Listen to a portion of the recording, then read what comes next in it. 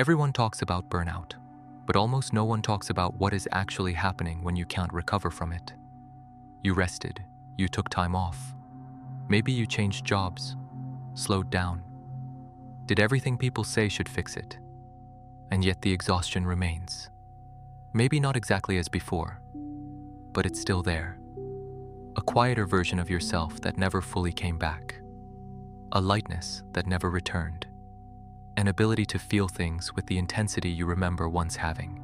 And at this point, most people arrive at one of two conclusions. Either the rest wasn't enough, or there is something permanently wrong with them. Both conclusions are wrong, because the problem is not the amount of rest you've had, and there is nothing permanent happening to you. The problem is that you're trying to solve something with physical rest that has an entirely different origin. Something that isn't fatigue in the ordinary sense of the word. It's a threat system that has not yet received the signal that it can stop. There is a distinction that most approaches to burnout completely overlook. The distinction between exhaustion from effort and exhaustion from vigilance. Exhaustion from effort is what happens when the body has done too much, when there has been physical or cognitive work beyond what the system could sustainably handle. That kind of exhaustion responds to rest. You sleep and you recover. You stop and you renew.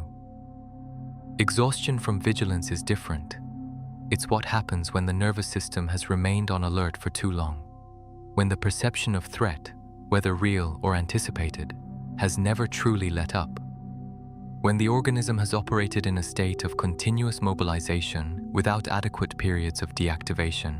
This kind of exhaustion does not respond to physical rest alone, because the system that is depleted is not the muscle. It's the danger detection mechanism. And danger detection mechanisms do not switch off simply because the body lies down. They switch off when they perceive that it is safe to switch off. That is the difference that changes everything. Because if you're trying to recover from burnout by sleeping more, but the vigilance system has not received a signal of safety, sleep will not restore what actually needs to be restored. There is a very specific biological reason for this, and it begins in one of the oldest structures of the human brain, the hypothalamic pituitary adrenal axis, the HPA axis. This axis is the command center of the body's stress response. It regulates when and how much cortisol the system produces. Under normal conditions, the HPA axis operates according to a circadian rhythm. It activates in the morning, gradually declines throughout the day, reaches lower levels at night, allowing recovery to occur. But when the system perceives ongoing threat, when the environment is interpreted as persistently dangerous, the HPA axis no longer follows the circadian rhythm. It produces according to perceived risk, not according to the clock. And when this continues for months, the structure of the axis itself begins to change, not dramatically, quietly. Cortisol receptors become less sensitive. The system that was once overproducing begins to underproduce. The result is an organism that is exhausted, but unable to truly rest, that wants to stop, but cannot find a genuine state of recovery, that sleeps, but does not wake up restored. This is not weakness. It is the physiological consequence of a system that worked beyond its limits to keep you functioning, and that now requires something different from rest in order to recalibrate. But there is something even more specific happening, something that explains why burnout can persist long after the original cause has disappeared, something that involves not only cortisol, but the way the nervous system itself learned to interpret the world around it. Think about someone who has been through a period of intense pressure. It might have been a project that lasted for months, a family situation that required constant presence, a phase of work where every week brought a new emergency, a period when there was always something demanding immediate attention. In that context, the nervous system does something remarkably intelligent. It learns the pattern. It learns that the environment requires constant readiness, that pausing could mean missing something important, that a threat could appear at any moment, and it recalibrates itself to that pattern, not consciously, automatically. The threshold for activation drops. The system reacts more quickly, with less stimulation. It becomes more efficient at detecting signs of demand. This recalibration is an extraordinary adaptation. In the short term, it allows you to function under conditions that would overwhelm a less adaptable system. The problem is that it does not disappear when the pressure stops. Not automatically, not quickly. The nervous system has learned that this is the environment, that this is the correct configuration for the context in which it operates. And it continues operating that way even after the context has changed. This phenomenon has a precise name in neuroscience. It is called allostatic sensitization. The system does not merely accumulate allostatic load, the wear and tear of continuous adaptation. Over time, it becomes more sensitive to activation, more reactive, faster to enter alert mode, and slower to leave it. This explains something many people describe after an intense period: the feeling that even after the difficult situation has passed, the system is still reacting as if it hasn't, as though the organism is still waiting for the next problem, as though the threat could reappear at any moment. You think, I should be feeling better by now. The situation has changed. Why hasn't my body responded? Because the body doesn't know that the situation has changed. It only knows what the autonomic nervous system is perceiving. And the autonomic nervous system does not read calendars. It does not evaluate circumstances rationally. It evaluates signals, patterns, sensory and physiological evidence that the environment is safe. And when that evidence does not arrive clearly and consistently, it remains in the configuration it learned, waiting, ready, surviving. There is another mechanism that deepens this process. When the system has remained in a state of mobilization for long enough, it begins to use activation itself as a signal of safety. That sounds paradoxical, but it makes perfect sense within the logic of the nervous system. If activation was the constant state during the period of danger, and the danger passed without collapse, the system may learn to associate activation with functioning properly, with being capable, with being in control. And the absence of activation, calm, begins to feel suspicious, like an anomaly, like something that does not match what the system expects from itself. This creates a very specific cycle. Recovery requires calm. Calm activates the alarm system. The activated alarm system prevents recovery. That is why some people describe trying to rest as more exhausting than working. Why weekends sometimes feel heavier than weekdays. Why vacations can bring anxiety instead of relief. The body is not being irrational. It is following the logic of what it learned. If this video is reaching you at the right moment, if you recognize your own system in these words, this channel has more. Each video builds upon the last. Subscribe so the next one is already waiting for you. But there is something even more specific about what happens when calm is interpreted as a threat. Something that involves not only the response of the autonomic nervous system, but what happens at the cellular level when the organism has remained in emergency mode for too long. And why returning to full function is not simply a matter of receiving the right signal, but a matter of rebuilding. There is a concept in cellular biology that rarely appears in conversations about burnout, yet it is central to understanding why recovery can take far longer than most people expect. It is called chronic stress-induced mitochondrial dysfunction. Mitochondria are the structures inside cells responsible for producing energy. They are what convert nutrients into ATP, the body's energy currency, and they are extraordinarily sensitive to the state of the nervous system when the organism remains in chronic mobilization mode. When stress hormones stay elevated for long enough, mitochondrial function begins to be impaired, not dramatically, quietly. Energy production becomes less efficient. The organism requires more resources to produce the same amount of ATP, and the resulting sensation is familiar to anyone who has gone through an intense period. The exhaustion that cannot be explained by the amount of effort exerted, the fatigue that appears even after a good night's sleep, the feeling that the engine is working harder to produce less. This is not imagination.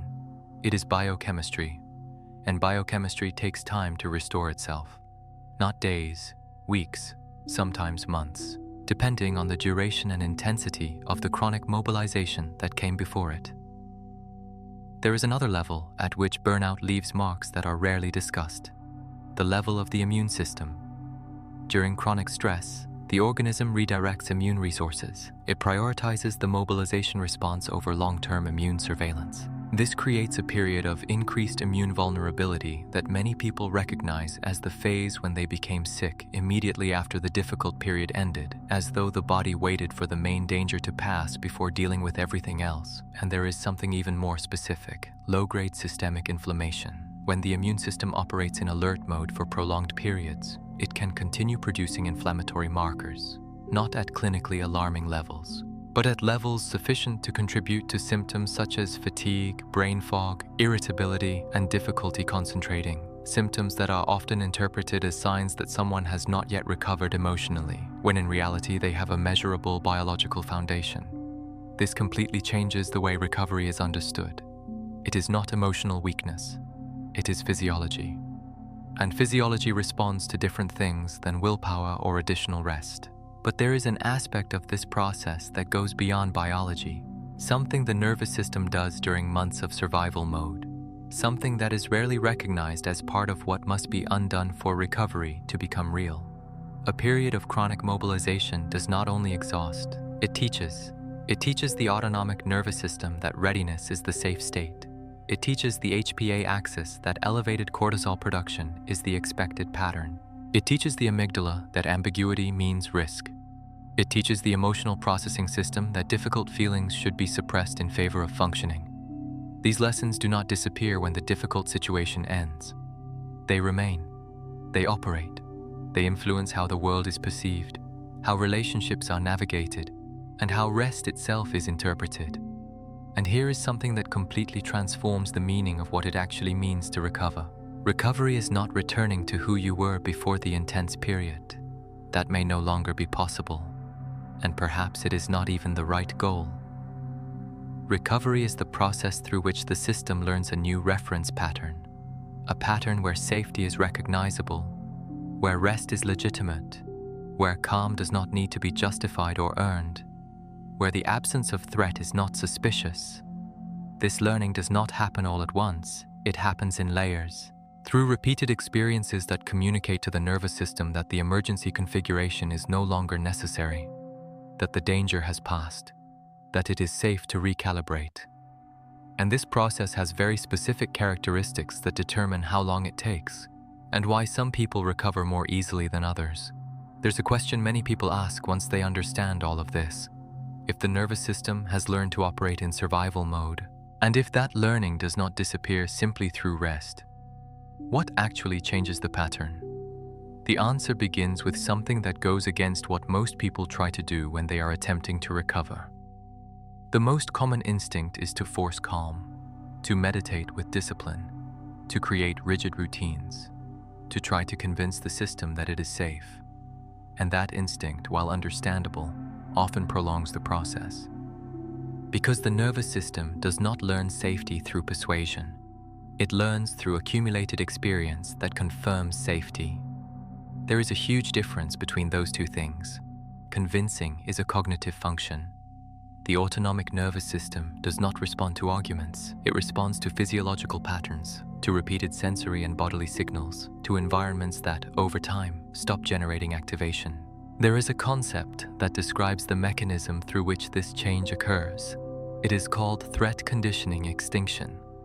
When the nervous system is repeatedly exposed to situations that once triggered activation, without that activation being confirmed by a real threat, it begins to update the association, gradually, not linearly, with setbacks, with better days and days when the old pattern returns with full force, but cumulatively. And each time the system remains in a lower state of activation and discovers that nothing it feared actually happened.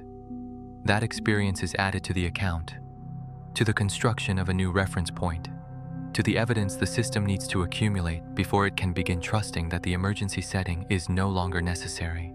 This explains something many people recovering from burnout experience but rarely know how to describe. The good days are not random. They are accumulations. They are the result of a system that is quietly rebuilding its calibration, and the difficult days when the old pattern returns are not evidence of failure. They are the system revisiting what it knows while it is still processing something new. This process has a name in the neuroscience of trauma and chronic stress. It is called the processing window. The system can only safely process what it has lived through when it has enough resources available to do so. When allostatic load is extremely high, processing does not happen. The system uses everything it has simply to keep functioning. When the load begins to decrease, processing begins. And that processing can look like things are getting worse, like emotions appearing without an obvious context, like memories resurfacing, like sensations that seemed resolved returning again. But it is not deterioration. It is the system doing the work it could not do while it was operating in survival mode. It is real recovery taking place. With all the complexity that comes with it, there is something that needs to be said directly. You are not broken. You are not weaker than you should be. You are not failing at recovery because you are not fully better yet. You are moving through a process that has its own timeline, one that does not respond to pressure or impatience, one that requires what survival mode never allowed: time without urgency, space without demands, environments where the system can begin learning that the threat has passed. And each time that happens, the system updates, not dramatically, but genuinely, the same way all biological learning happens, through repetition, through consistency, through patience with the pace of your own organism. To summarize what we have explored here, burnout is not simply fatigue that needs more rest. It is the consequence of a nervous system that remained in survival mode for too long and learned to treat that state as normal. Exhaustion that does not respond to rest is vigilance, exhaustion, not effort exhaustion. The HPA axis recalibrates in ways that interfere with full recovery. Allostatic sensitization makes the system more reactive and slower to deactivate. Mitochondrial impairment reduces energy production at the cellular level. Low-grade systemic inflammation contributes to symptoms that feel emotional but have a measurable biological basis. And the learned survival pattern does not disappear through rest. It changes through repeated experiences of safety that the nervous system can recognize. You do not need to force recovery. You need to create the conditions that allow recovery to happen. And that begins with understanding that what you are feeling is not weakness, it is physiology. And physiology changes with time, with evidence, with the same care. Any system that has worked beyond its limits for a long time deserves to receive. Share in the comments if you'd like. What resonated with you? What feels different after watching this video? Because putting words to what your system has been through is already part of the recalibration process. There is still something about this pattern that we have not explored here. Why some people, even after understanding all of this, still feel unable to stop. Why there seems to be something specific that keeps the system moving, even when it already knows it can slow down. And what that reveals about the relationship between identity, productivity, and a nervous system that learned to survive through doing.